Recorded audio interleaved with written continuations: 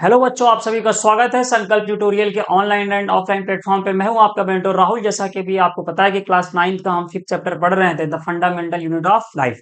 इससे पहले बेटा हम पार्ट 3rd तक अपना हम कवर कर चुके हैं इस चैप्टर को। पार्ट 3rd में आपने पढ़ा था सेल मेम्ब्रेन के बारे में। आज हम पढ़ेंगे डिफ्यूजन और ऑस्मोसिस के बारे में। एक्चुअली देखिए, कोई भी चीज हम जब शुरू करते हैं तो हमको पता होना चाहिए कि ये चीज अगर हम शुरू कर रहे हैं, इसका ओरिजिन कहाँ से, इसका बेस कहाँ से चीज आई। तो डिफ्यूजन और ऑस्मोसिस आज के क्लास में अगर आप पार्ट 4 में पढ़ने जा रहे हो तो आपको पता होना चाहिए कि ये किस चीज के अंदर से आया, यानी ये कहां से आया। इन द सेंस कि जैसे कि आप अभी इसके जस्ट पहले वाले पार्ट में पढ़ रहे थे, पार्ट 3 में सेल मेम्ब्रेन। सेल मेम्ब्रेन में आपने पढ़ा था कि कुछ सेल के अंदर से बाहर जा रहा है और बाहर से अंदर आ रहा है। क्यों? क्योंकि ये आउटर मोस्ट कवरिंग है सेल मेम्ब्रेन, ठीक है। तो उसमें आपने टर्म्स एंड कंडीशन के रिस्पेक्ट पे आपने देखा था कि ऐसी कोई भी चीज नहीं है जो बाहर से अंदर आ जाएगी और अंदर से बाहर। यानी कि आप एक वहां पे स्पेसिफिक आप वर्ड यूज कर रहे थे, सेलेक्टिवली परमिएबल। यानी कि सेल मेम्ब्रेन कुछ ही चीज को अंदर से बाहर जाने देगी और बाहर से अंदर। तो अंदर से जो बाहर जा रहा है, बाहर से जो अंदर आ रहा है, वो किसी न किसी प्रोसीजर के थ्रू, किसी न किसी प्रोसेस के थ्रू जा रहा है।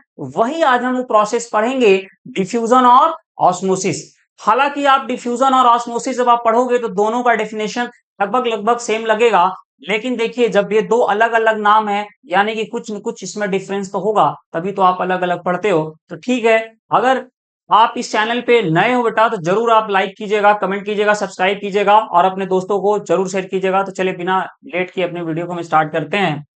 आज का हमारा टॉपिक होगा मूवमेंट अक्रॉस सेल मेम्ब्रेन। हमने लिखा है मूवमेंट अक्रॉस सेल मेम्ब्रेन। क्यों? क्योंकि देखिए, जब मैं पार्ट 3rd में आपको बताया था सेल मेम्ब्रेन में कि सेल का सबसे बाहरी कवरिंग जो है सेल मेम्ब्रेन है, ठीक। तो कोई भी चीज यानी कि उस मेम्ब्रेन को ही तो बेटा अक्रॉस करके आएगी बाहर से अंदर और अंदर से वो जाएगी, ठीक है। तो सबसे पहले आज हम पढ़ने वाले हैं डिफ्यूजन के बारे में कि डिफ्यूजन एक्चुअली क्या होता है। देखिए, डिफ्यूजन आपको समझने के लिए मैं आपको बता दूं, डिफ्यूजन में भी आप जब देखोगे कि कोई ऐसा चीज है जो अपने हाई कंसंट्रेशन से लो कंसंट्रेशन की तरफ मूव कर रहा है। इसका क्या मतलब है? यानी कि आप 10 मॉलिक्यूल एक साइड रखिए और 4 मॉलिक्यूल एक साइड रखिए, तो यानी कि जो 10 मॉलिक्यूल है वो हाई कंसंट्रेशन हो गया और 4 मॉलिक्यूल बेटा जो है वो लो कंसंट्रेशन हो गया। तो ये by the process of diffusion हमेशा ये 10 मॉलिक्यूल जो जैसी चीज है वो हमेशा मूव करेगी किधर? अपने लो कंसंट्रेशन की तरफ, ठीक है। इसीलिए हम डिफ्यूजन में सबसे पहले हम आज की क्लास में जो अपना अपना जो पहला टॉपिक है डिफ्यूजन, इसका हम सबसे पहले डेफिनेशन पहले लिख लेते हैं कि एक्चुअली हम डिफ्यूजन किसे कहते हैं। इसमें हम लिखते हैं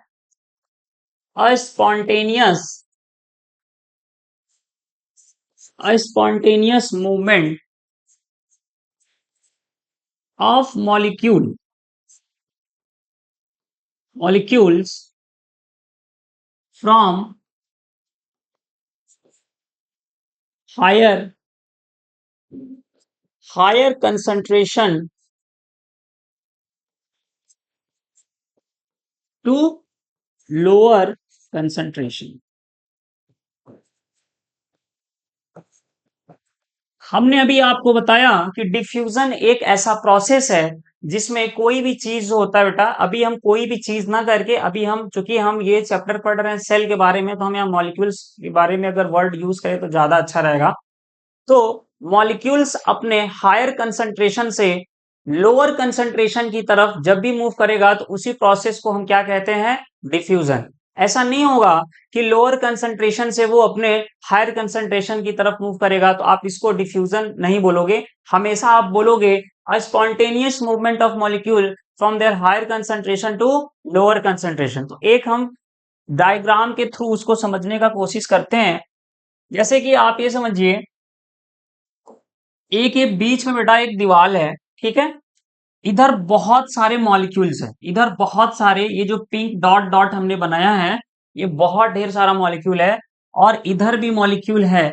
लेकिन आप जब देखोगे ध्यान से, इधर का जो मॉलिक्यूल है वो बहुत ज्यादा है, मतलब क्या है? हाई है वो। और इधर का क्या है? वो लो है। तो हम आपको बता ही रहे हैं डिफ्यूजन एक ऐसा प्रोसेस है जिसमें वह मॉलिक्यूल्स अपने हाई कंसंट्रेशन से लो कंसंट्रेशन की तरफ मूव करेगा। तो आपको पता है ये आपका हाई है, अमूमन ये अपने हाई कंसंट्रेशन से लो कंसंट्रेशन की तरफ मूव कर जाएगा, तो इधर भी बहुत सारे मॉलिक्यूल हो जाएंगे। इसी हम प्रोसेस को कहते हैं बेटा डिफ्यूजन। इसी को क्या कहते हैं? डिफ्यूजन। हिंदी में इसको कहते हैं विसरण। ठीक है, ठीक है, हम डायग्राम के थ्रू इसको समझ लिए। अब हम नेक्स्ट देखेंगे कि आपका डिफ्यूजन जो है सॉलिड में कितना हो रहा है, लिक्विड में कितना हो रहा है और गैस में कितना हो रहा है। यानी कि इसको हम कह सकते हैं कि रेट ऑफ डिफ्यूजन, कि रेट ऑफ डिफ्यूजन आपका क्या है? Rate of diffusion. Rate of diffusion बेटा मेरा लिखने का केवल और केवल सेंस यही है कि आप जानते हो ये तीन स्टेट आप जानते हो, सॉलिड, लिक्विड और गैस। सॉलिड, लिक्विड और गैस। ठीक। तो रेट ऑफ डिफ्यूजन का मतलब क्या कि सॉलिड में कितना डिफ्यूजन होगा, लिक्विड में डिफ्यूजन कितना होगा और गैस में कितना डिफ्यूजन होगा। आपने मैटर इन आवर सराउंडिंग में क्लास 9th में जो आपका चैप्टर है केमिस्ट्री का, उसमें आप पढ़े होंगे, बहुत बार बार पढ़ रहे होगे आप मैटर के बारे में, सॉलिड, लिक्विड, गैस। तो आपको पता है कि सॉलिड में उसके जो पार्टिकल्स होते हैं बहुत पास पास होते हैं, जिसके वजह से इंटरमॉलिक्यूलर फोर्स ऑफ अट्रैक्शन बहुत ज्यादा होता है। लेकिन as comparison to liquid, solid में force of attraction, intermolecular force of attraction ज्यादा है और लिक्विड में कम है। क्यों? क्योंकि उसके जो पार्टिकल्स हैं लिक्विड के, वो थोड़े से स्लाइटली थोड़े दूर दूर हैं एज कंपेरिजन टू सॉलिड, और लिक्विड से भी दूर दूर आपके गैस में। तो आप जब डिफ्यूजन में पढ़ रहे हो, कोई चीज मूव कर रही है, कोई चीज मूव कर रही है अपने हाई कंसंट्रेशन से लो कंसंट्रेशन की तरफ। आप एक बात बताइए, अगर आप सॉलिड में अगर आप देखेंगे तो इसके तो जो पार्टिकल्स हैं बेटा वो बहुत पास पास हैं। जो चीज आपस में बहुत पास पास होंगी, क्या वो मूव कर पाएंगी? नहीं कर पाएंगी। इसका मतलब कि सॉलिड में क्या होगा आपका? कम होगा। किसके कंपैरिजन में? लिक्विड में। तो हम सबसे पहले हम लिख लेते हैं सॉलिड, लिक्विड और गैस को अच्छे से।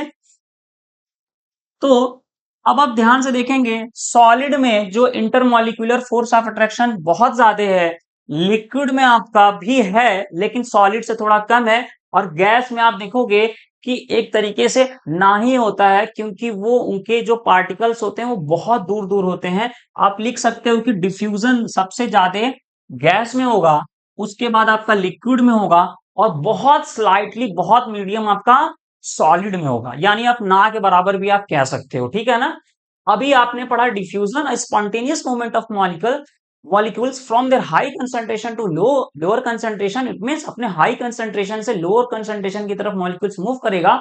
और आपने देखा कि जो आपका ये तीन स्टेट्स होता है, सॉलिड, लिक्विड, गैस, उसमें सबसे ज्यादा जो डिफ्यूजन होता है गैस में होता है, फिर लिक्विड में होता है, उसके बाद वो आपका सॉलिड में होता है। क्यों? आपसे अगर कोई ये क्वेश्चन पूछे कि क्यों आप बता रहे हो कि गैस में सबसे ज्यादा होता है, उसके बाद आपका लिक्विड में होता है, ना के बराबर आपका सॉलिड में, आपका जवाब एक ही होना चाहिए, due to the their intermolecular force of attraction. Because जो उसके पार्टिकल्स हैं सॉलिड में बहुत पास पास हैं, इसीलिए तो सॉलिड रिजिड होता है बेटा, टफ होता है। ठीक है?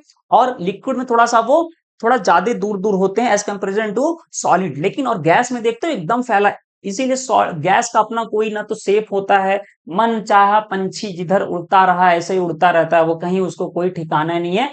उसका केवल और केवल एक ही रीजन है, क्योंकि उनका जो इंटरमॉलिक्यूलर फोर्स ऑफ अट्रैक्शन है वो ना के बराबर है। और इंटरमॉलिक्यूलर फोर्स ऑफ अट्रैक्शन मैं जो बार बार कह रहा हूं, उसका मतलब ये है अगर वो कम है तो उसके पार्टिकल्स के बीच में दूरी बहुत ज्यादा है।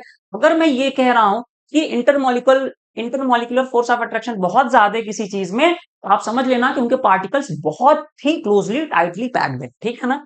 ठीक है। अभी हम तीसरा में देखेंगे कि ये सेलुलर लेवल पे कैसे होते हैं। क्यों? क्योंकि हम तो चैप्टर पढ़ रहे हैं, सेल ही तो पढ़ रहे हैं ना, तो हम देखेंगे कि सेल लेवल पे ये प्रोसेस कैसे होता है, सेल लेवल पे कैसे प्रोसेस होता है, और कौन सी ऐसी चीज है जो अपने हायर कंसंट्रेशन से लोअर कंसंट्रेशन की तरफ मूव कर रही है, चाहे वो बाहर से अंदर चाहे अंदर से बाहर।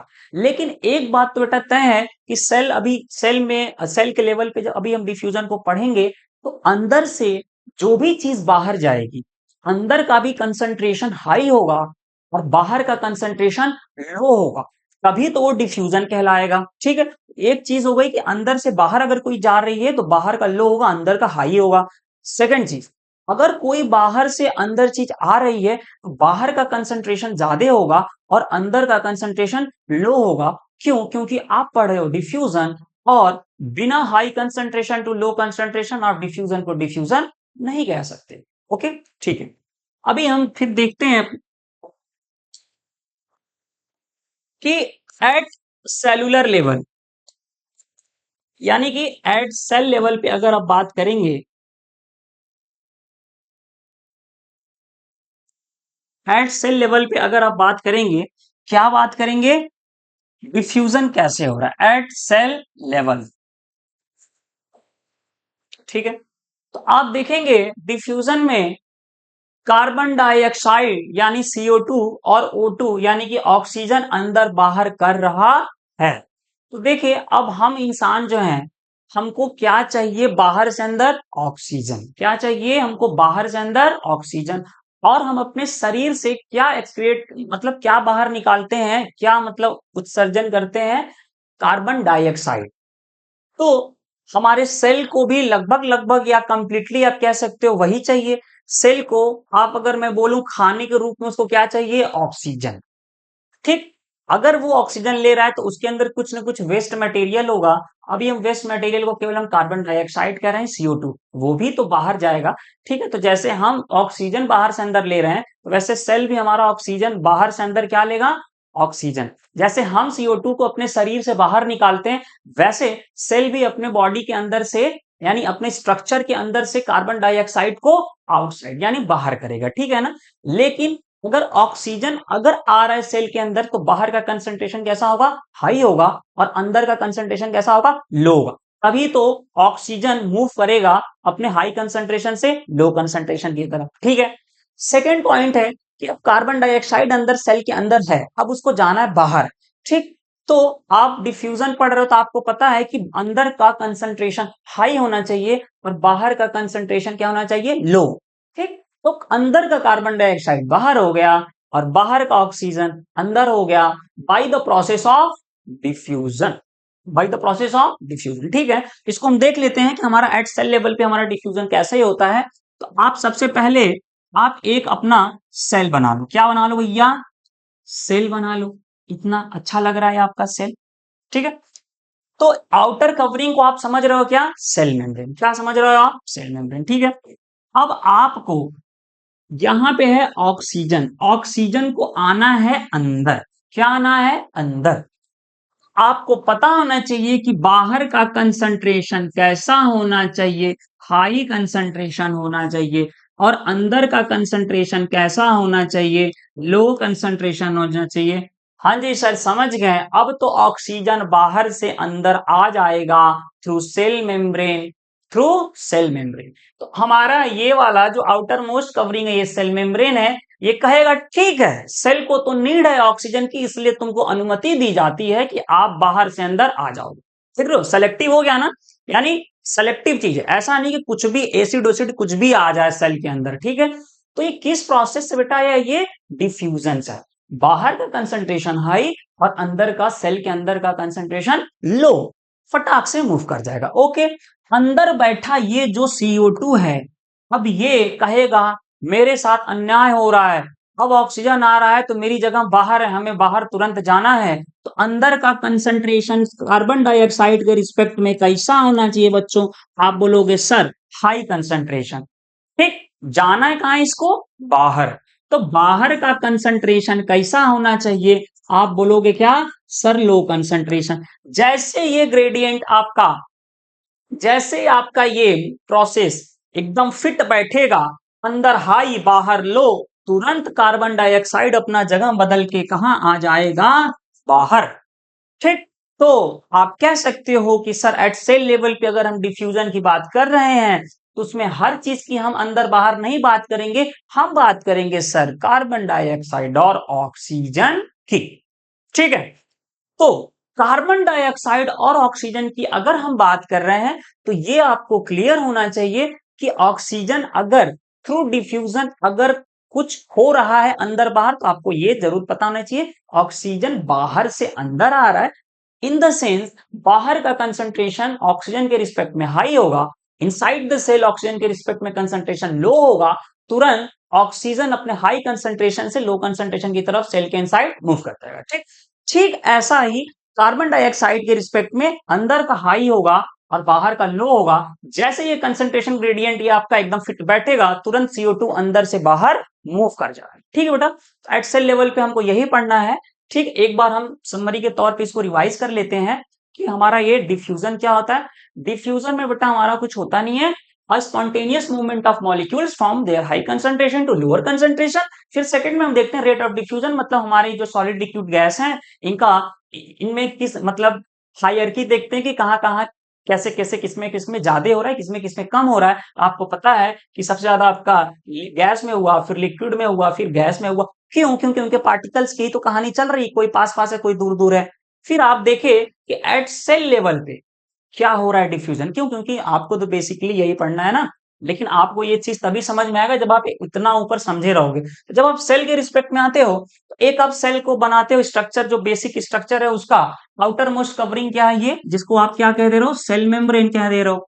ठीक है, कोई भी चीज अक्रॉस करेगी सेल मेम्ब्रेन के थ्रू ही ना। क्यों? क्योंकि आउटर मोस्ट कवरिंग लेयर है भाई। ठीक है, अब ऑक्सीजन को बाहर से अंदर आना है। क्यों बाहर से अंदर आना है? क्योंकि आप ऐसे लॉजिकली समझो, हम खुद अगर हमें खुद अगर अगर मुझे कुछ चाहिए, ऑक्सीजन अगर चाहिए तो हम अंदर से बाहर थोड़ी ना ऑक्सीजन देते, हम तो भाई बाहर से अंदर ऑक्सीजन लेते हैं। तो वैसे सेल हमारा क्यों पीछे रहेगा? सेल भी बोलेगा हमको भी ऑक्सीजन चाहिए, लेकिन जब उसको ऑक्सीजन चाहिए इसका क्या कनेक्शन है कि बाहर से अंदर चाहिए, तो बाहर का कंसंट्रेशन ग्रेडियंट कैसा होगा, हाई, और अंदर का कैसा होगा, लो। फटाक से डिफ्यूजन प्रोसीजर आपका कन्वर्ट हो मतलब हो जाएगा। क्यों? क्योंकि आप डिफ्यूजन में तो आप पढ़ ही रहे हो स्पॉन्टेनियस मूवमेंट की, और spontaneous movement of molecule from their high concentration to low concentration. तो वैसे ही कार्बन डाइऑक्साइड कहेगा ठीक है ऑक्सीजन अब ये अपना डिफ्यूजन प्रोसेस फॉलो कर रहा है, हम क्यों पीछे रहें। तो तुरंत अपना अंदर कंसंट्रेशन हाई रहेगा, बाहर का कार्बन डाइऑक्साइड के रिस्पेक्ट में लो होगा, तुरंत अपना डिफ्यूजन का प्रोसेस फॉलो करके कार्बन डाइऑक्साइड निकल के बाहर आपका चला जाएगा। ठीक बच्चों, आज की क्लास में इतना ही, हम मिलेंगे अपने नेक्स्ट पार्ट में। तब तक के लिए जय हिंद, जय भारत, वंदे मातरम।